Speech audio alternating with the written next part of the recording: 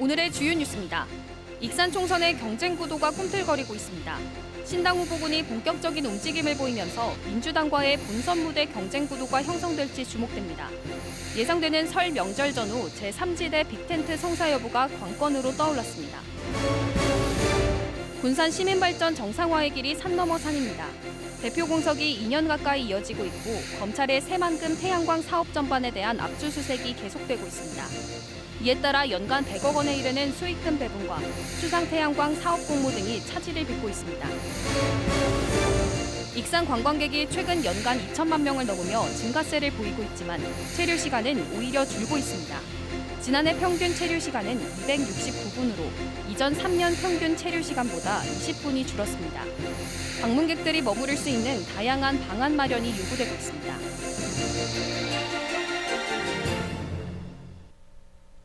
여러분 안녕하십니까? 1월 22일 월요일 종합뉴스입니다. 한파가 몰아치고 있는 도내 전역에 내일은 더 많은 눈이 내릴 것으로 보입니다. 전주기상지청은 오늘 오후 4시 20분을 기해 군산과 김제, 부안 등 6개 시군에 대설주의보를 유지했습니다. 또 익산 등 3개 시군에는 대설 예비특보를 발령했습니다. 이에 따라 전북특별자치도는 재난안전대책본부 비상 1단계를 가동했습니다. 도내 예상 적설량은 서해안권은 최대 20cm까지, 내륙과 동부권은 최대 10cm까지 예상됩니다. 특히 진안과 무주 등에는 한파주의보가 내려졌고 해상에서는 강풍이 불 것으로 보여 안전사고 예방에 주의가 요구됩니다. 익산 총선의 경쟁 구도가 꿈틀거리고 있습니다. 신당 후보군이 본격적인 움직임을 보이면서 민주당과의 본선 무대 경쟁 구도가 형성될지 주목됩니다. 그러기 위해선 무엇보다 보름 앞으로 다가온 설 명절 전에 빅텐트 성사 여부가 최대 관건으로 떠올랐습니다. 최정호 기자입니다. 익산 출신 정치인들의 신당 참여 움직임이 활발합니다. 권태홍 전 정의당 사무총장은 대한정치행동 공동대표를 맡았습니다.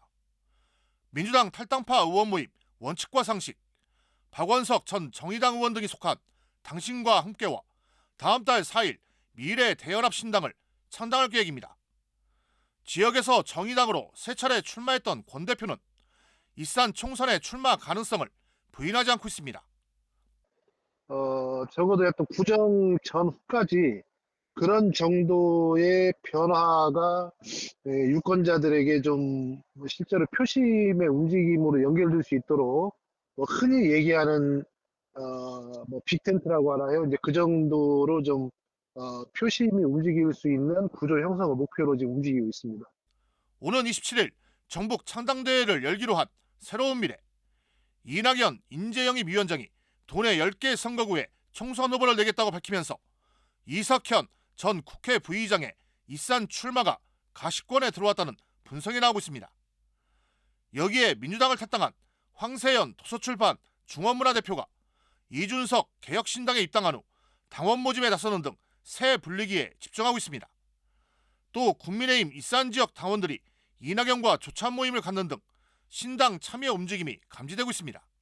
나는 지금 국민의힘의 당원이지만 양당의 폐해가 있잖아요. 강대강으로 무조건 반대만 하니까 제3당이 필요하다.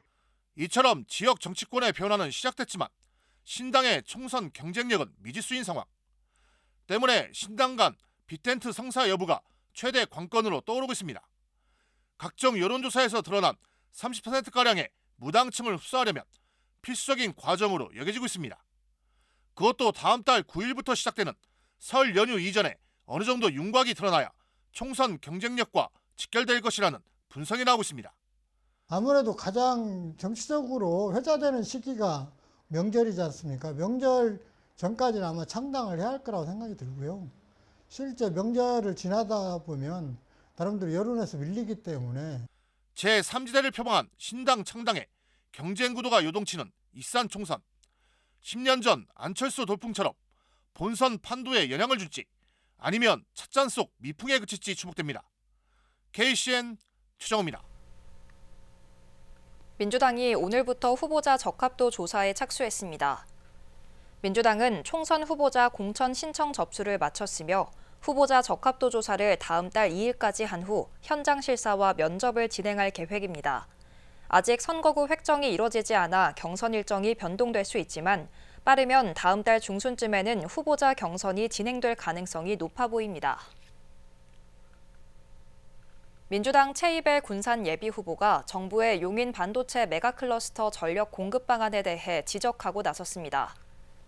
최이배 예비 후보는 지난 19일 논평을 통해 정부가 용인 반도체 클러스터에서 사용할 전력 가운데 7기가와트를 동해안 원전과 호남의 재생에너지를 쓰겠다고 한 것은 호남 무시라고 밝혔습니다.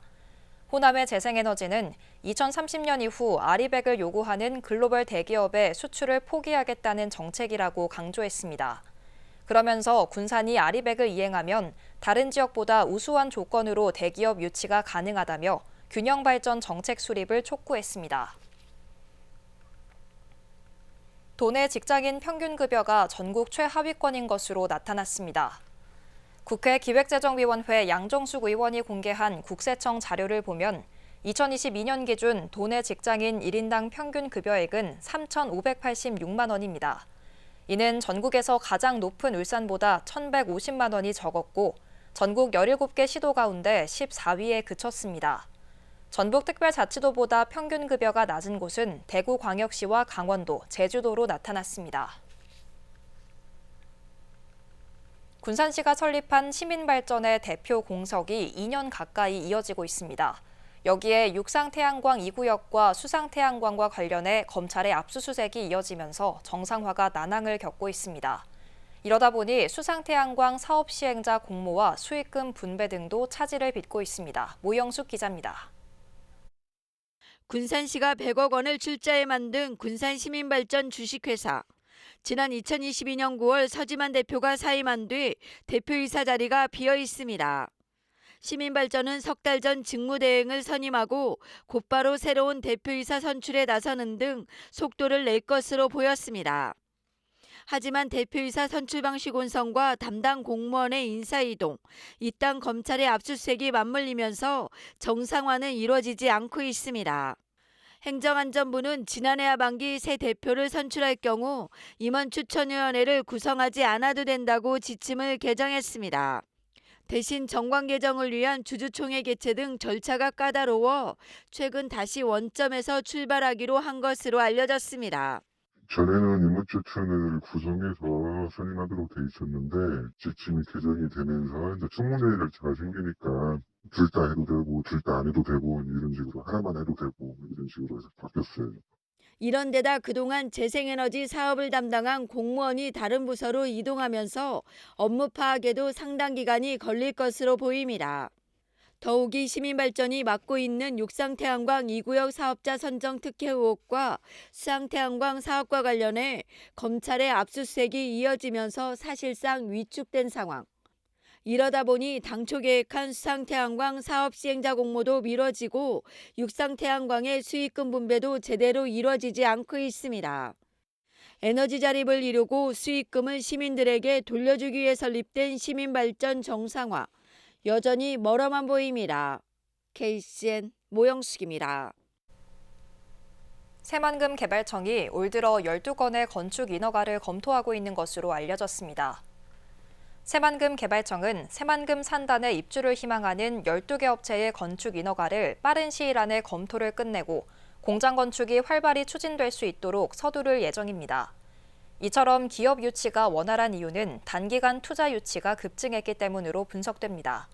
한편 지난해 새만금 산단은 민간 투자 10조 원을 달성했고 지난 1년 7개월 동안 투자의 6배를 초과하는 실적을 거뒀습니다. 도내 농촌 외국인 계절 근로자가 크게 늘어납니다. 전북자치도에 따르면 올해 상반기 도입하는 농촌 외국인 계절 노동자는 지난해보다 67.8% 늘어난 5,809명입니다. 외국인 계절 노동자는 오는 3월부터 도내 농가에 투입될 예정입니다. 성실히 업무를 수행한 외국인에게는 산업재해 보험료와 함께 항공료가 지원됩니다. 익산 왕국면 등 축사 폐업 부지에 올해도 바이오 순환림이 조성됩니다. 전북특별자치도는 익산 왕국면과 김제 용지면 일대 2만 8천 제곱미터의 폐업 축사 매입 부지에 올해 15억 원을 들여 바이오 순환림을 조성하기로 했습니다. 바이오 순알림 조성은 새만금 수질 개선과 녹지 공간 확보를 위한 겁니다. 군산시가 농작업 중 발생한 신체 상해를 보상하는 농업인 안전보험 농가 부담금을 지원합니다. 시는 2억 3천만 원을 투입해 사고 발생 시 치료와 영농 복귀를 지원할 계획입니다. 지원 대상은 만 15세부터 87세의 영농인이며 지역 농축협에 방문해 연중 신청 가능합니다. 한편 지난해 군산시 농업인 안전보험 가입 건수는 3,217명으로 2022년보다 1,033건이 증가했습니다. 전북자치도가 탄소중립 실천 직불금 지원 대상자를 모집합니다. 모집 대상은 전년도 기본직불금 지급 대상자로 논농업에 종사하며 소유 필지 50헥타르 이상 규모화가 가능한 농업법인 단체입니다. 헥타르당 활동비 지원은 중간 물떼기 15만 원, 논물 얕게 걸러대기 16만 원, 바이오차 투입 36만 4천 원 등입니다. 신청 희망자는 오는 2월 23일까지 법인단체 소재지 시군청 사업 담당과를 방문해 신청하면 됩니다. 익산시 방문자 수는 최근 연간 2천만 명을 넘으며 증가세를 보이고 있습니다. 하지만 지난해 평균 체류 시간은 269분으로 이전 3년 평균 체류 시간보다 20분이 줄어들었습니다. 방문객들이 머무를 수 있는 야간 관광 활성화, 숙박시설 리모델링 등 다양한 방안 마련이 요구되고 있습니다. 김은서 기자입니다. 익산시 방문자 수는 코로나 팬데믹을 겪은 2020년 이후 꾸준히 증가하고 있습니다. 한국관광공사의 데이터랩에 따르면 지난해 방문자 수는 2,302만 명을 기록했습니다. 하지만 체류 시간은 5시간도 되지 않습니다. 지난해 평균 체류 시간은 269분으로 4년 동안 가장 낮은 체류 시간을 기록했습니다. 2020년 288분, 2021년 285분, 2022년 289분 등으로 1년 사이 20분 가까이 줄어들었습니다. 이러한 현상은 익산시 관광 소비에도 영향을 주고 있습니다. 익산시의 관광 소비 합계는 2022년 708억 원이었지만 2023년 697억 원으로 11억 원 가까이 줄어들었습니다. 이에 따라 일반 방문자를 체류형 관광객으로 바꾸는 방안 마련이 시급합니다. SRT와 KTX 등을 통한 타 지역과의 접근성이 좋으니 야간 관광으로 체류형 방문자를 늘려야 한다는 목소리가 나오고 있습니다. 여기는 머무는 곳이 아니라 들리는 곳이 돼버린 거예요. 근데 또 들리는 곳이라도 야간, 아까 제가 말씀드렸던 것처럼 야간 경관이나 이렇게 볼거리가 또 많아지면은 지금 많은 분들이 오셔서 이렇게 체류를 할 수 있게 되잖아요. 또한 노후화된 숙박시설 리모델링도 시급합니다. 리모델링해서 관광 오시는 분들한테 이렇게 좀 저렴한 가격에 쓸 수 있도록 하면 되지 않을까. 익산시의 체류형 관광객 증가를 위한 실질적인 방안이 시급해 보입니다. KCN 김은서입니다. 선유도초가 78년 만에 역사 속으로 사라지게 됐습니다. 군산교육지원청은 최근 홈페이지를 통해 선유도초 통합과 폐지 확정 고시를 공고했습니다. 이는 선유도초 신입생과 재학생이 없으면서 오는 8월 31일자로 선유도초는 역사 속으로 사라지고 무녀도초로 통합하게 됩니다. 한편 선유도초는 지난 1946년 6학급 규모의 선유도 초등학교라는 이름으로 개교했습니다. 도내에서 최근 3년 새 화재 사망자가 42명으로 나타났습니다. 전북소방본부에 따르면 이 가운데 64%인 27명이 읍면 지역에 거주했습니다. 이에 따라 소방당국은 도내 농어촌 마을회관 5,300여 곳에서 화재 예방교육을 진행하기로 했습니다. 또 불이 났을 때 소방차가 7분 안에 도착할 확률이 20%를 넘지 못하는 마을에는 담당 소방관을 배정하기로 했습니다.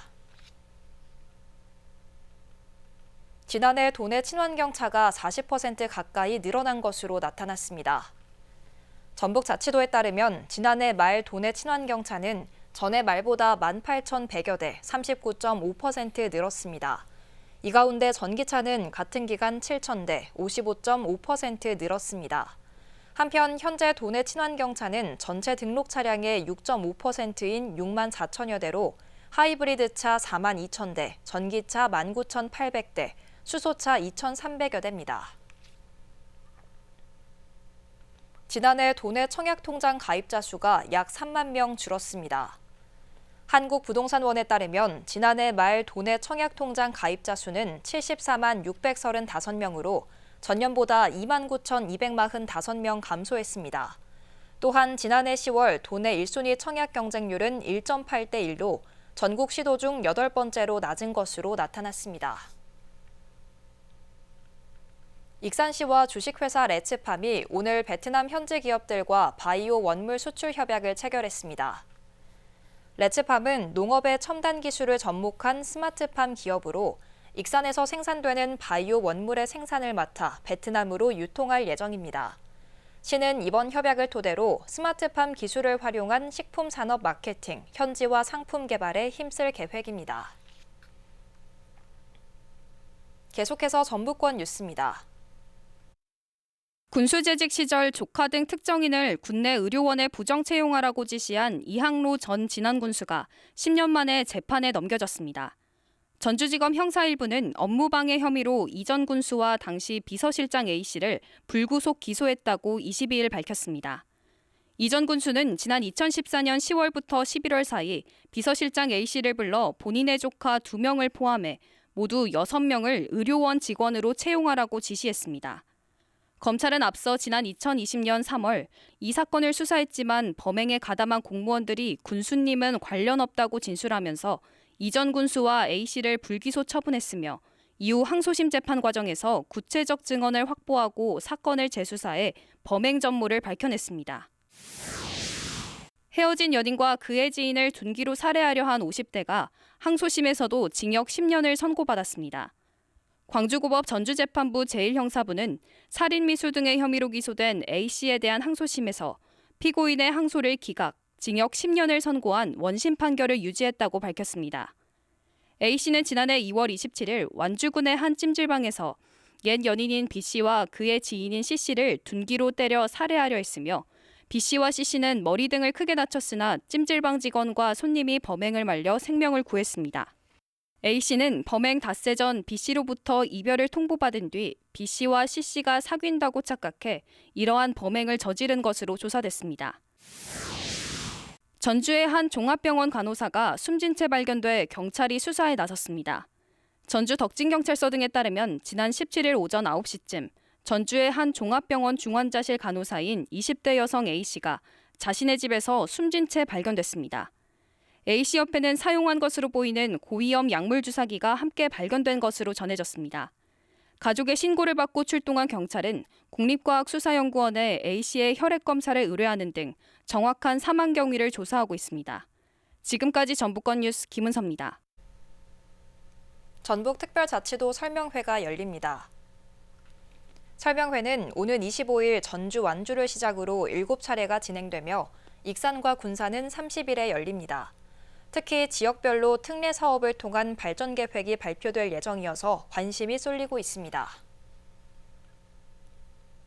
익산 농업인대학이 17기 신입생을 모집합니다.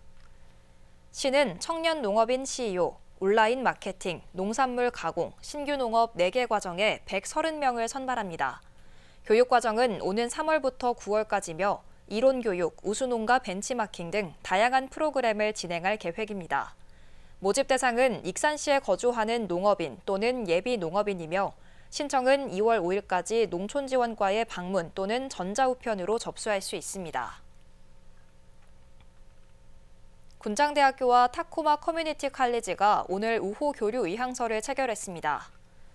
군산시는 오늘 군산 타코마 자매도시 협력 사업의 일환으로 군장대학교와 타코마 커뮤니티 칼리지의 우호 교류 의향서 체결식을 진행했습니다. 군산시와 타코마시는 1979년 자매 결연을 맺은 이후 시장단 상호 방문, 홈스테이와 문화체험 등 교류 활동을 이어왔습니다. 군장대는 이번 의향서 체결을 통해 양 대학의 상호 교류 협력 관계가 활성화되길 바란다고 밝혔습니다. 원광대가 대학 일자리 플러스 센터 운영 성과 평가에서 우수를 받았습니다. 이번 평가는 고용노동부와 한국고용정보원이 청년 취업 인프라와 지역 청년 고용 서비스, 청년 체감도 등 13개 지표를 기준으로 실시했습니다. 원광대 대학 일자리 플러스 센터는 지난 2021년부터 3년 연속 우수 평가를 받고 있습니다. 다음은 우리 동네 소식입니다.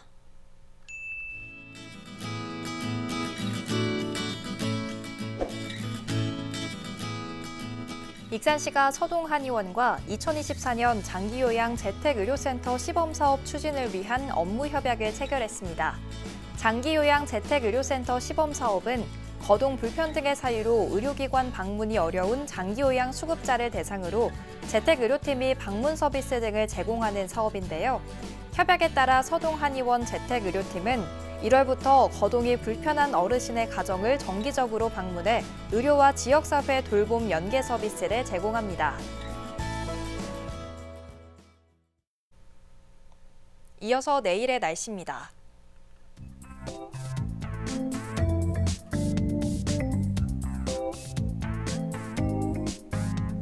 내일 전북은 흐리고 눈이 내리는 가운데 기온이 큰 폭으로 떨어지고 바람도 강하게 불겠습니다.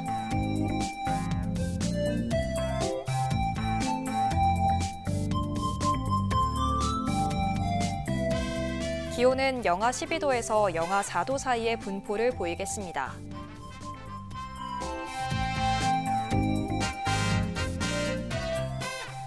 군산은 흐리고 눈이 내리는 가운데 영하권의 날씨를 보이겠습니다.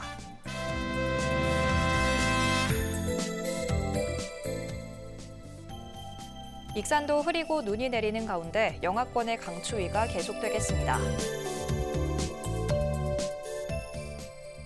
바다의 물결은 먼바다에서 최고 5m까지 매우 높게 일겠으니 하계나 조업하는 선박은 각별히 유의하시기 바랍니다. 날씨였습니다.